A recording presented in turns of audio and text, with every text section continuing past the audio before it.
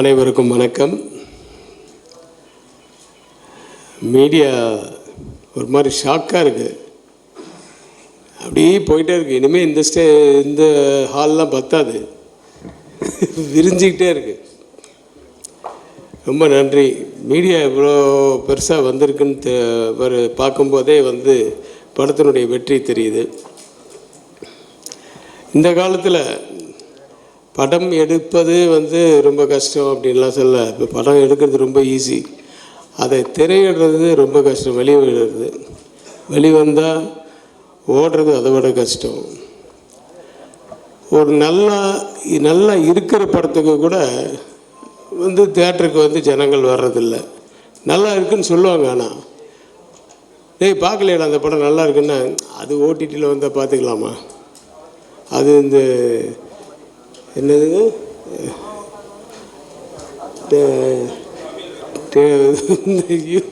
யூடியூப்பில் இது வருது, பைரசி எல்லாம் தமிழ் ராக்கர்ஸில் பார்த்துக்கலாம். அப்புறம் டெலிகிராமில் டவுன்லோட் பண்ணி பார்த்துக்கலாமா, இப்படி தான் இருக்காங்க ஜனங்க. இல்லை பெரிய ஹீரோஸ் அப்படின்னா அவங்களுடைய ஹீரோஸ் அப்படிங்கிறதுக்காக அதை போய் பார்த்து என்ஜாய் பண்ணுறதுக்கு அதுக்காக போகிறது. அதை மீறி ஒரு படம் ஓடுது அப்படின்னா அதை பெரிய டாப் ஸ்டார் இன்றைக்கி பெரிய மார்க்கெட்டில் இருக்கிற ஹீரோஸாக இருந்தால் தான் அந்த அளவுக்கு கூட்டம் வரும். அதுக்கப்புறமா கொஞ்சம் எக்ஸ்டெண்ட் ஆகும். அதை மீறி போகுதுன்னா ரொம்ப பர்சன்டேஜ் ரொம்ப கம்மி. அப்படி இந்த படம் அது மீறி ரிவ்யூஸ் மட்டும் இல்லை, பத்திரிகையாளர்களுக்கு ரொம்ப நன்றி. யாருமே தப்பாகவே சொல்லலை இந்த படத்தை பற்றி. எல்லா ரிவ்யூஸும் பார்த்தேன், ஆல்மோஸ்ட் எல்லாம் நல்லா சொல்லியிருந்தாங்க. அதை மீறி இந்த படம் நல்லா வெற்றி சொல்லப்படுது. இப்போ சிம்ரன் அவங்க ஹஸ்பண்டு நேற்று நைட்டு தான் பிவிஆரில் படம் பார்த்தாங்கன்னு சொன்னாங்க. டிக்கெட்டு முதல்ல ஒரு 60% தான் இருந்துச்சு. சரி பார்த்துட்டு நிதானமாக போகலான்னு நான் 10 மணிக்கு தான் ஷோன்னு சொல்லிட்டு 9:50 போகிற ஃபுல்லாகிடுச்சு. 2 சீட்டு தான் வேக்கன்சி இருந்தது. அது என்னன்னு பார்த்தா அது அந்த மாற்றுத்திறனாளிகள் சீட்டாம், அதுதான் வேக்கண்ட்டாக இருந்ததுன்னு. ஸோ ஒரு தேர்ஸ்டே நைட் ஷோ 8:30 ஷோவா பிவிஆர். ஸோ அதெல்லாம் தட் இஸ் மிகப்பெரிய வெற்றி படம் தான் அது. அதனால் சக்ஸஸ் மீட்டு கொண்டாடுறது நியாயமான வெற்றி. ஏன்னா நிறைய பேர் தட் இஸ் வெரி இம்பார்ட்டண்ட். நான் கூட இட்லிஸ்ட்டுக்கு சக்ஸஸ் மீட் கொண்டாடலான்னு நினச்சேன். நான் அது பொய்ன்னு தெரிஞ்சிடும். அதனால் இது அந்த மாதிரிலாம் தெரியாது. உண்மையான வெற்றின்றது எல்லாருக்கும் தெரியும். ரொம்ப சந்தோஷமாக இருக்குது. அப்படி ஒரு வெற்றி சந்திப்பில் என்னையும் அழைத்ததற்கு நன்றி சார், தியாகராஜன் சார். நான் என்னோடய ஆஃபீஸில் concentration is the only secret of சக்ஸஸ்ன்னு ஒரு போர்டு எழுதி வச்சுருப்பேன். அது எதுவாக இருந்தாலும். ஸோ அதுதான் இங்கே வெற்றி பெற்றிருக்கு. தியாகராஜன் சார் இப்போ பார்க்குற தியாகராஜன் சாரில் செட்டில் இருக்கும்போது அவர் சிரிப்பே வேறு மாதிரி இருக்கும்.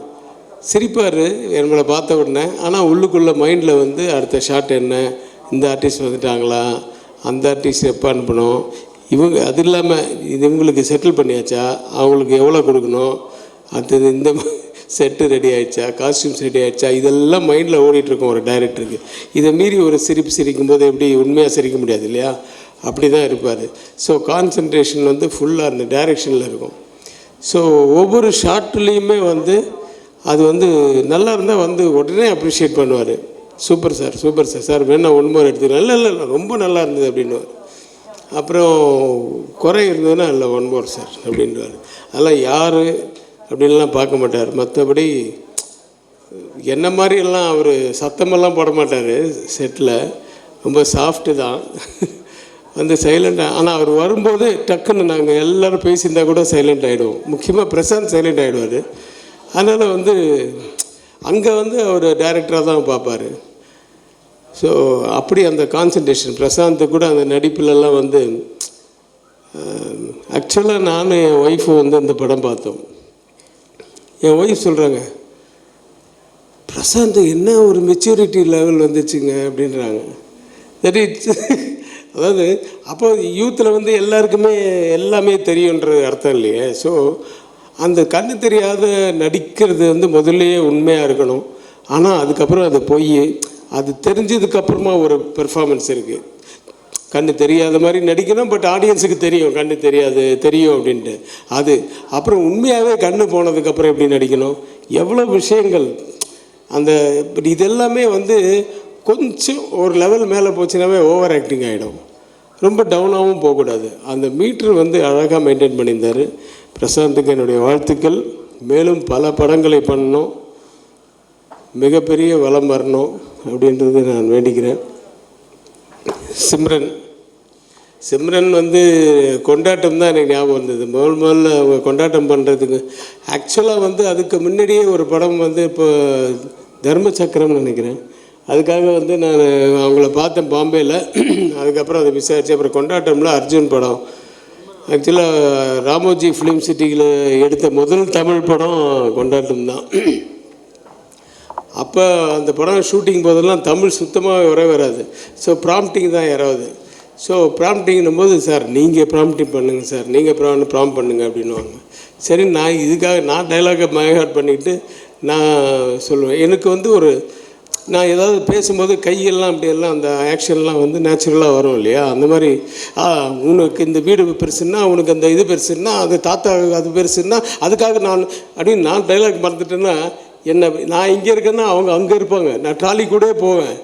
ஆனால் நான் இப்படி கை எப்படி நிறுத்தினா அதே மாதிரி பேசுவாங்க. நான் கை நிறுத்திட்டேன், அவங்களும் அதே மாதிரி கை நிறுத்திட்டு சார் இல்லை நான் டைலாக் மறந்துட்டேன், கட் அப்படின்னு. அதுக்கப்புறம் அதே மாதிரி. ஸோ அந்த பாடி லாங்குவேஜ் முதல் கொண்டு, ஆனால் அவங்க இங்கே தான் பார்க்கணும், ஆனால் இங்கே என்ன நடக்குதுன்றது பார்ப்பாங்க. ஸோ ஐ வந்து அதையும் பார்க்கும், அந்த பாடி லாங்குவேஜ் அதே மாதிரி பார்த்து அதையும் ப்ராம்ப்டிங்கில் அதையும் யூஸ் பண்ணிப்பாங்க. அப்படிப்பட்டவங்க இன்றைக்கி வந்து பேசிட்டு வந்து கேட்குறாங்க, எப்படி பரவாயில்லையா சார் இப்போ என் தமிழ் அப்படின்னு. அது அந்த ஒரு 2 படத்துலேயே நட்புக்காகவே நல்லா பேச ஆரம்பிச்சிட்டாங்க. அப்புறம் பஞ்சதந்திரம் கேட்கவே வேணாம், அது வந்து ரொம்ப நல்லா பண்ணாங்க. அப்புறம் ஒரு தெலுங்கு படம் வேறு பண்ணோம், பாவா நச்சாடு. இல்லை பாவா நச்சாடு, நாகார்ஜுனா. ஸோ தெலுங்கு தமிழெல்லாம் இப்போ பின்னுறாங்க. 29 வருஷம்தான் ஆச்சா நீங்கள் வந்து? இன்னும் நீங்கள் இன்னும் 30 வருஷம் வேண்டிகிட்டு இருக்கீங்க. அதாவது ஒரு ஸ்டேஜுக்கு அப்புறமா நமக்கு வந்து நடிப்பு வந்து இவங்களுக்கு நல்லா வரும் அப்படின்னு தெரிஞ்சிட்டா அவங்க சினிமா விடாது. நீங்கள் சினிமா விட்டு போகணுன்னு நினச்சா கூட சினிமா விடாது. நாகேஷ் சாரெல்லாம் கடைசி வரைக்கும் நடிச்சுட்டு தான் இருந்தார். தசாவதாரம் தான் அவருடைய கடைசி படம். அப்போ நடக்கிறதுக்கே பயப்படுவார். ஏன்னா அப்போ அவருக்கு கண் பார்வை கொஞ்சம் குறைஞ்சிருச்சு. அதனால தான் கொஞ்சம் ஸ்லோவாக ஆகிட்டாரே தவிர மற்றபடி டைலாக் டெலிவரி இதெல்லாம் வந்து அப்பவும் தசாவதாரத்தில் ஒரு பெரிய இது என்னென்ன, எல்லாம் நானும் கமல் சார் எல்லாம் லைனாக உட்காந்து சாப்பிட்டுருக்கோம் டேபிளில். அவர் வெஜிடேரியன், அதெல்லாம் கை கழுவிட்டு இப்படி போனார். கமல் சார் வந்து சிக்கனை வந்து 2 ஃபோர்க்கில் இப்படி பண்ணிகிட்டு இருந்தார். போயிட்டு இன்னும் சாகலை சிக்கன் இன்னுமா சாகலை அப்படின்ட்டு போகிறார். ஸோ அந்த வயசுலேயும் அப்போது வந்து அந்த ஜோக்கு அதெல்லாம் மறக்க முடியாது. ஸோ சினிமா நம்மளை விடாது, நீங்கள் கவலையப்படாதீங்க. நம்ம இருக்கிற வரைக்கும் சினிமா நம்மளை விடாது. நானும் அந்த கேட்டகரி தான் நினைக்கிறேன், பார்ப்போம். நான் விட மாட்டேன் ஆனால் சினிமாவை. வனிதா, நீ பாராட்டுக்கு உங்கள் அம்மாவாக இருந்தால் இந்நேரம் உங்கள் கழுத்தில் இருந்த செயினை எடுத்து பிரசாந்துக்கு போட்டுட்டு போயிருப்பாங்க. அப்படிப்பட்டவங்க அவங்க. மஞ்சிகா வந்து எப்பவுமே ஏதாவது ரொம்ப சந்தோஷம் வந்துடுச்சுன்னா அவங்க போட்டிருக்க செயின் வளையல் இது மாதிரி ஏதாவது என்ன இருக்கோ கோல்டு தான் எல்லாமே, ஆனால் எல்லாத்தையும் அப்படியே கொடுத்துட்டு போயிடுவாங்க. அது மாதிரி செயின் வாங்கின ஆர்டிஸ்ட்லாம் நிறைய பேர் இருக்காங்க, நிறைய ஹீரோஸ், அவங்களுக்கு தெரியும். ஸோ வனிதா வந்து கொஞ்சம் வந்தாலும் பின்னிட்டாங்க. உனக்கு 16 முட்டை கேட்குதாடா அவனுக்கு. அந்த இடம்லாம் செம்ம கிளாப்ஸ் தேட்டர். எங்கே நம்ம பார்த்த ப்ரிவியூ தேட்டர்லேயே கிளாப்ஸ் அங்கே. ஸோ ஹீரோயின் அவங்களோட நான் படம் பண்ணணும். ஏன்னா நிஜமாக அவங்களுடைய பெர்ஃபார்மன்ஸ் எல்லாம் நான் நிறைய படம் பார்த்துருக்கேன். ரொம்ப ஒரு மாதிரி ரியாலிட்டியோட இருக்கும். நல்ல வளரக்கூடிய ஒரு ஹீரோயின் அந்த லிஸ்ட்டில் வாங்க. எல்லோரும் பெசன்ட் ரவியிலேருந்து எல்லாருக்கும் என்னுடைய வாழ்த்துக்கள். தியாகராஜன் சாருக்கு எவ்வளோ நன்றி சொன்னாலும் பத்தாது. ஆக்சுவலாக அவர் பிகினிங்கில் அவர் இந்த வில்லனாலாம் நடிச்சிருக்கார் நிறைய படம். அதெல்லாம் பார்த்துட்டு அவர் கூப்பிட்ட உடனே சரி இவர் நம்மள மாதிரி கத்துவாரா, எப்படி இருப்பார் அப்படிலாம் நடிச்சிட்டு தான் நான் போனேன். ஆனால் அப்படியே ஸ்ட்ரெயிட் ஆப்போசிட், ரொம்ப கூல் அண்ட் ரொம்ப பொலைட்டு அவர். ஆனால் அந்த வாக்குலேருந்து அந்த இதுலேருந்து அந்த ஒரு சொஃபஸ்டிகேஷன் அது தெரியும். அந்த ஃபாரின் ரிட்டர்ன் மாதிரியே இருக்கும் அவருடைய பாடி லாங்குவேஜ் எல்லாமே. ஸோ ஒரு இனிமையான ஒரு படத்தை ஆரம்பித்து கொஞ்சம் டிலே ஆனாலும் லேட்டாக இருந்தாலும் கரெக்டான ஒரு இடத்துல வர வேண்டிய நேரத்தில் அது வெற்றி பெற்றதுக்கு நான் எல்லாம் வல்ல இறைவனுக்கு நன்றி சொல்லி, என்னையும் அழைத்ததற்கு மிக்க நன்றி சொல்லி, வாய்ப்புக்கு நன்றி கூறி விடைபெறுகிறேன். நன்றி, வணக்கம். நன்றி சார். வெற்றி தள்ளிதான் போயிருக்கிறதே தவிர தவறி போகவில்லை. நன்றி. அடுத்ததாக திரு கவுண்டர் கொடுக்கணும் சார். யாரோ பேசிகிட்டே இருக்கும்போது உட்கார்ற அப்படின்னு சொன்னீங்கல்ல, இவன் பேசும்போது தானே. அப்புறம் தான் நானே பயந்துட்டேன். யாரா அது இல்லை இப்படி உட்கார்றான்னு சொல்கிற அளவுக்கு மோசமாக பேசுகிறாங்கன்னு. அவரை பார்த்தா ஃபோட்டோகிராஃபரை சொல்லியிருக்கான். எல்லாருக்கும் வணக்கம்.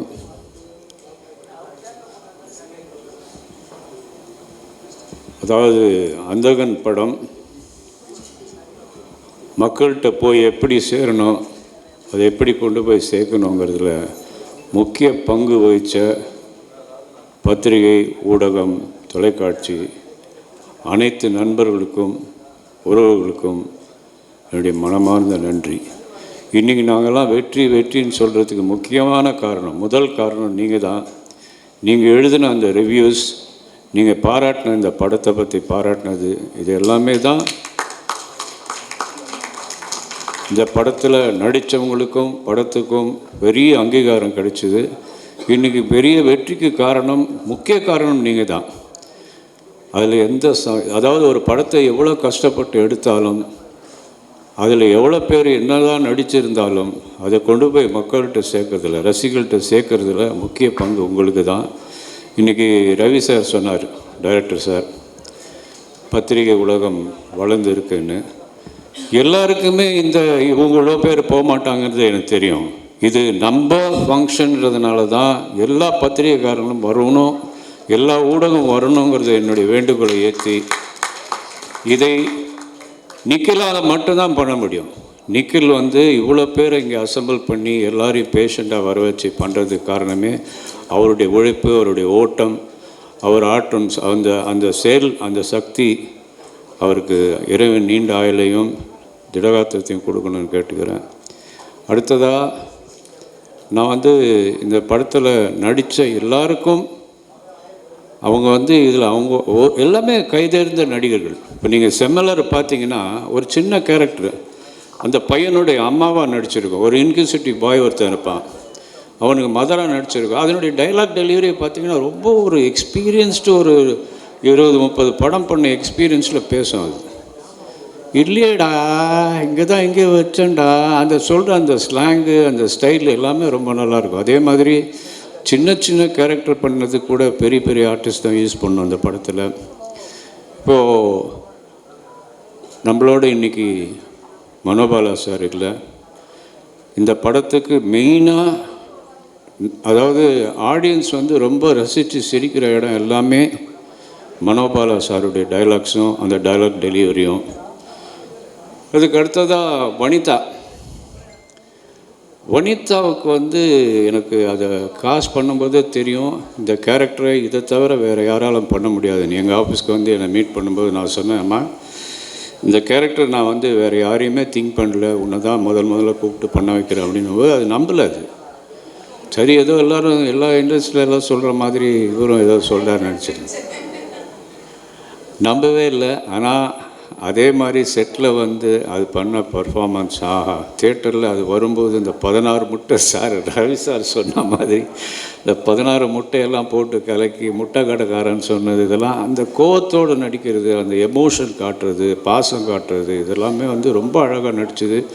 அதுக்கு இந்த படத்தின் மூலயமா மிகப்பெரிய பட வாய்ப்புகள், நிறைய வாய்ப்புகள் வரும். நல்ல படங்கள் நடிக்கணும்னு நான் கேட்டுக்கிறேன். அதே மாதிரி ஒவ்வொருத்தராக சொல்லிட்டே போகலாம். இதில் யார் இதில் இருந்தாலும் அவங்களுடைய பங்கு மிகப்பெரிய பங்கு. இப்போது பிரியானந்த் அந்த கேரக்டருக்கும் வந்து ஒரு க்யூட்டான ஒரு கேர்ள் தேவைப்பட்டது. அது வந்து ரொம்ப நேச்சுரலாக, ரொம்ப அழகாக ஒரு அதாவது ரியலிஸ்டிக்கான ஒரு பொண்ணாக இருக்கணுன்ற மாதிரி நினச்சி தான் பிரியானந்திட்ட நிறைய நாள் பேசிக்கிட்டே இருப்பேன் இந்த படத்தை பற்றி. ஆனால் என்றைக்குமே நான் சொன்னதில்லை நீ தான் பண்ண போகிறதுன்னு. அதுக்கிட்ட நிறையா சஜஷன் கேட்பேன். ஏமா இந்த கேரக்டர் யார் பண்ணலாம், அந்த கேரக்டர் நான் பண்ணுறேன்னு அது என்றைக்குமே சொன்னதே கிடையாது. ஆனால் ஒரு நாள் நீ தான் இந்த கேரக்டர் பண்ணேன்னு சொல்லும்போது அதே கொஞ்சம் ஷாக்கு. அப்புறம் வந்துச்சு. நான் நினச்ச மாதிரியே ரொம்ப அழகாக, ரொம்ப க்யூட்டாக, ஒரு ஷாட்லேயுமே அதனுடைய சிரிப்பு, அதனுடைய நடிப்பு, டைலாக் டெலிவரி, தமிழ் பொண்ணு வேறு மாயவரம் அழகாக ஆக்ட் பண்ணி அந்த கேரக்டருக்கு ஒரு பெரிய சப்போர்ட் பண்ணது. அதுக்கு ரொம்ப தேங்க்ஸ். அதே மாதிரி பெசன் நகர் ரவி, பெசன் நகர் ரவின்னு தான் தெரியும் எனக்கு. ஏன்னா நாங்கள் பாக்ஸ் பண்ண காலத்துலேருந்து, நான் பாக்ஸராக இருக்கும்போது அவரும் எங்கள் குருநாதர்கிட்ட தான் பாக்ஸிங் பண்ணார். அது பெசன் நகரில் தான் நடக்குன்றதுனால அவருக்கு அந்த பேர் பெசன் ரவி. நான் எந்த படம் பண்ணாலும் அவர் இல்லாமல் பண்ண மாட்டேன். ப்ரொடியூஸ் பண்ணாலும் சரி, டைரக்ட் பண்ணாலும் சரி, ரவி அந்த படத்தில் இருப்பார். எந்த கேரக்டர் இவரை பண்ண வைக்கலான்னு யோசித்து கடைசியில் அந்த முயல் சுடுற அந்த கதையில் அவர் நடிச்சிருப்பார். ரொம்ப தேங்க்ஸ் ரவி, நல்லா பிரமாதமாக பண்ணீங்க. அதே மாதிரி இதில் வந்து எல்லோரும் சொன்னாங்க, ஒரு டைரக்டர் வந்து அப்பா பிள்ளைக்கு படம் எடுக்கும்போது சன்னை வந்து ஃபைட் பண்ண வைக்கணும், நல்லா தெரிஞ்ச ஒரு ஆர்டிஸ்ட் அவரை ஃபைட் பண்ண வைக்கணும், பாட்டு பாட வைக்கணும், ஒரு டுவேட் இருக்கணும், அப்படிலாம் செஞ்சுருக்கலாமே, ஏன் இதெல்லாம் பண்ணலைன்னு. ஆனால் நான் வந்து எல்லா ஆர்டிஸ்ட்டுக்குமே ஒரு ஸ்கோப் கொடுக்கணும்னு நினச்சேன். அதில் வந்து முதல்ல இந்த படத்தை வந்து ஜெயம் ராஜாவை தான் நான் வந்து டைரக்ட் பண்ண சொல்லி கேட்டேன். அவரோட ஒரு 3 மாதம் ட்ராவல் பண்ணோம். அதுக்கப்புறம் திடீர்னு அதுக்கிடையில் அந்த 3 மாதம் ட்ராவலில் அவர் கேட்டது வேறு ஒரு இங்கிலீஷ் ஸ்டார் கேட்டார். அதுவும் லண்டனில் இருக்கிற பொண்ணு, குழந்தை வேறு பிறந்திருக்கு. நான் அவர்கிட்ட ஏதாவது இன்ஃப்ளூயன்ஸ் பண்ணோம்னா இவர் டிஸ்டர்பன் பண்ணுறாரு அப்படின்னு நினச்சிடக்கூடாதுன்றதுனால நானும் அந்த பொண்ணுக்கிட்ட பேசினேன். அது கேட்ட சம்பளமும் கொடுக்க ஒத்துக்கிட்டோம். அதுக்கப்புறம் 3 மாதத்துக்கு அப்புறம் அவருக்கு வேறு ஒரு படம் வந்தது, சிரஞ்சீவி படம் வந்ததுனால, சார் நான் அந்த படத்தை பண்ணிவிட்டு தான் இதை பண்ண முடியும்னாரு. வேண்டாம் சார், ரொம்ப தேங்க்ஸ்ன்னு சொல்லி அதை மாற்றினோம். அப்படி தான் அந்த படம் வந்து மாறுச்சு. அதை ரொம்ப சிரமப்பட்டு பண்ணும்போது அந்த கேரக்டருக்கு யார் பண்ணுறதுன்னு யோசிக்கும்போது எனக்கு சிம்ரனை தவிர வேறு யாரும் யோசிக்க முடியல. அதே மாதிரி அதனுடைய ஸ்கோப் இந்த படத்தில், ஏன் நான் பேசுறது போர் அடிக்குது அவங்களுக்கெல்லாம்? ஏன் பின்னாடி ஒரே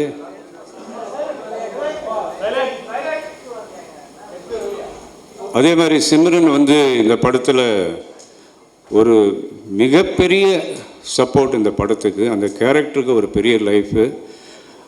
அதனுடைய எக்ஸ்பீரியன்ஸ் எல்லாம் இந்த படத்தில் போட்டு தமிழை வந்து அழகாக புரிஞ்ச ஒரு பொண்ணு. இன்றைக்கி இன்னும் அழகாக தமிழ் பேசுது. எனக்கே ஆச்சரியமாக இருக்குது. இவ்வளோ தமிழை வந்து அது கற்றுக்கிட்டது ஒரு அப்ரிஷியேட்டபிள் விஷயம்.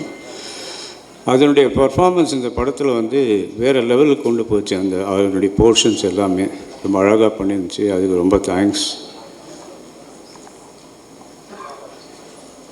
அப்புறம் டைரக்டர் ரவிக்குமார் சார், அவர் டைரக்டர் ஏற்கனவே பிரசாந்த் கூட தமிழ்னு ஒரு படத்தில் பண்ணியிருப்பார். அது வந்து அரி வந்து அவர்கிட்ட அசிஸ்டண்ட்டாக இருந்ததுனால அவரை ரிக்வெஸ்ட் பண்ணி நடிக்க வச்சார். அதுக்கப்புறம் நான் இந்த கேரக்டருக்கு திங்க் பண்ணப்போ பெரிய டைரக்டர் இவர் வந்து நான் கேட்டால் ஒத்துக்குவாரோ இல்லையோன்னு ஒரு டவுட் இருந்தது. ஆனால் நான் கேட்ட உடனே வந்தார். அதே மாதிரி அவர் போர்ஷனெல்லாம் extraordinary performance.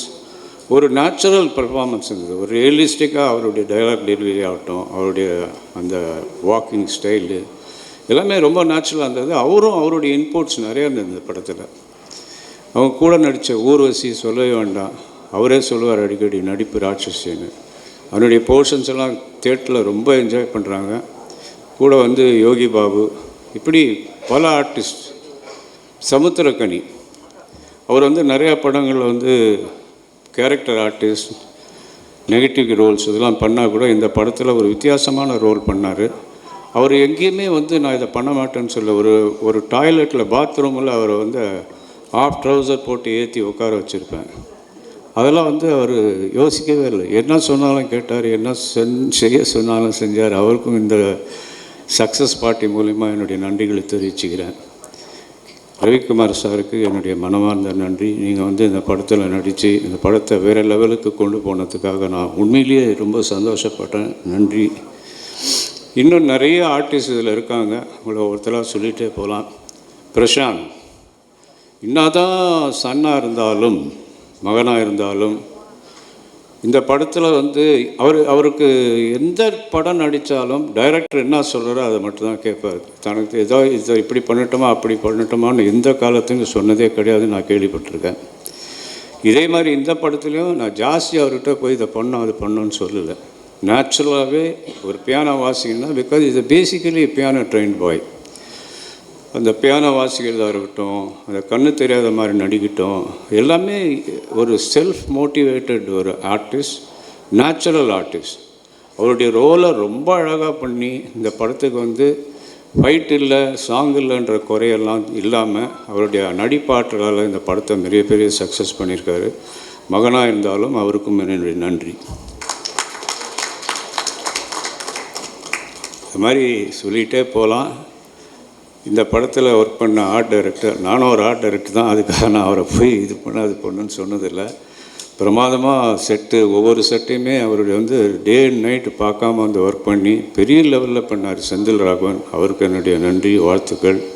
Fight master Ramkumar, அந்த தம்பி வந்து பிரசாந்த் கூட வந்து ட்ரைனிங்லேருந்து அவருடைய ட்ரைனிங்கில் வளர்ந்து இன்றைக்கி ஸ்டண்ட் மாஸ்டர் ஆகி 35-40 படம் பண்ணியிருந்தால் கூட இந்த படம் கூப்பிட்ட உடனே, ஏன்னா எனக்கு ரொம்ப நாள் மனசில் இருந்தது, இந்த மாதிரி நம்ம காம்பவுண்ட்லேயே வளர்ந்த ஒரு ஸ்டண்ட் ஆர்டிஸ்ட்டை நம்ம ஏன் யூஸ் பண்ணக்கூடாது.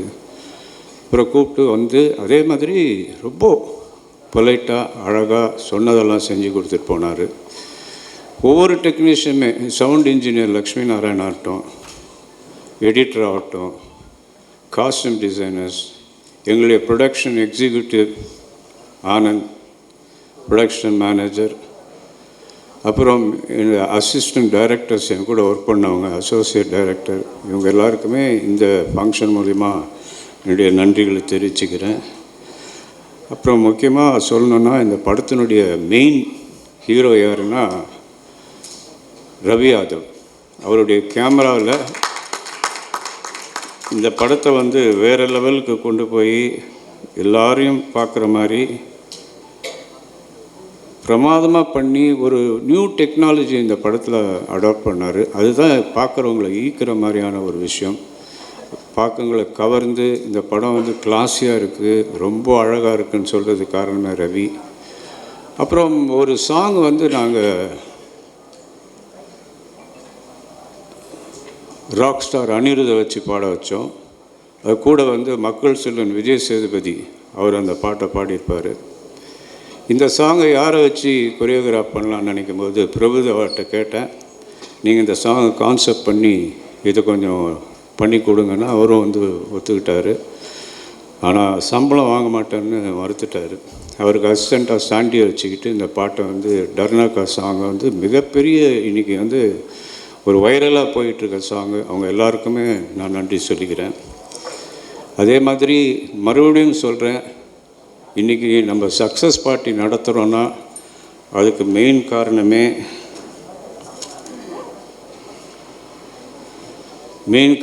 நீங்கள் தான். இப்போது இதை இன்னொரு முக்கியமான விஷயம் என்னென்னா, இன்றைக்கி கார்த்திக் முத்துராமன் வரதா இருந்தது. அவருக்கு ஒரு சின்ன ஒரு கால் அடிப்பட்டதுனால அவர் ஹாஸ்பிட்டலில் இருக்கார், வர முடியல. அவரும் உங்கள் எல்லாருக்கும் நன்றி சொல்ல சொன்னார். அவர் மூலயமா இந்த நன்றியை தெரிவிச்சுக்கிறேன். நேஷ்னல் அவார்டு வின்னர்ஸ் எல்லாருக்கும் என்னுடைய வாழ்த்துக்கள். பத்திரிகைக்காரங்க சார்பாக நான் ஒரே ஒரு கேள்வி கேட்கணும்னு ஆசைப்பட்றேன். நான் தான் இப்போ பத்திரிகைக்காரன், சும்மா கான்ட்ரவர்சிக்காகலாம் இல்லை. ஏன்னா நான் 3 ஃபங்க்ஷன் வந்திருக்கேன். ஃபஸ்ட்டு 2 ஃபங்க்ஷன் நான் உடனே பேசிட்டு போயிட்டேன், வேறு வேலை இருந்ததுனால. இந்த ஃபங்க்ஷனில் ஃபுல்லாக இருக்கேன், எல்லோரும் பேசுகிற வரைக்கும் இருந்தேன். எல்லாருக்கும் நன்றி சொன்னீங்க. அது ஏன் மியூசிக் டைரக்டர் சந்தோஷ் நாராயணுக்கு மட்டும் நன்றி சொல்லலை? இல்லை, எனக்கு ஒரு ஒரு ஒரு கேள்வி தான் இது, ஏன் சொல்லலை? நல்லதான போய்கிட்டு இருக்கலாம், ஏன் இப்போது? இல்லை, சாங்ஸ் ஹிட்டு, மியூசிக் எல்லாம் நல்லா இருந்தது. பியானோ இதெல்லாம் பியானோ வாசித்ததெல்லாம் லிதியன் நாதஸ்வரன் சொல்லி இந்த பியானோ ப்ராடிஜி ஒரு பையன், சின்ன பையன், அந்த பையன் தான் எல்லா பியானோ பீசஸும் வாசித்தது. அது இந்த படத்தில் வந்து ஒரு ரெஸ்டாரண்ட்டில் ஒன்லி பியானோ இன்ஸ்ட்ருமெண்ட் தான் இருக்கும். அந்த இன்ஸ்ட்ருமெண்ட்டுக்கு ஏற்ற மாதிரி வாசிக்கணுன்றதுனால அந்த பையனை கூப்பிட்டு வாசித்தோம். அப்புறம் சந்திரனே சூரியனேன்னு ஒரு பாட்டு ஆதித்யன் மியூசிக்கில் பண்ணியிருந்தோம். அப்புறம் இளையராஜாக்கிட்டேருந்து ஒரு 3 சாங், பனி விழுமலாம், அதெல்லாம் வந்து பெரிய சப்போர்ட். ஆமாம் சப்போர்ட்டு. சந்தோஷ் நாராயண் அதானே சார் சொன்னேன், நல்லா தானே போயிட்டு எல்லாம் சந்தோஷமாக இருக்கு. ஏன் சார் இந்த படத்தை வந்து நம்பிக்கையோட சென்னை, செங்கல்பட்டு தவிர மற்ற ஏரியாவை டிஸ்ட்ரிபியூட் பண்ண சுபையா அவர்களை இங்கே அழைக்கிறேன். அவருக்கு உறுதுணையாக இருந்த ரவி,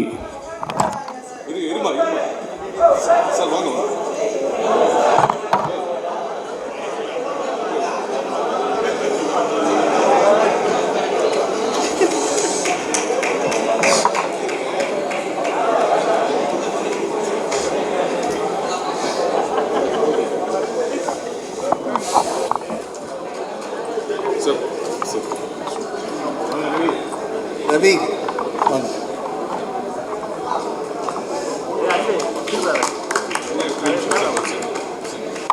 இப்போ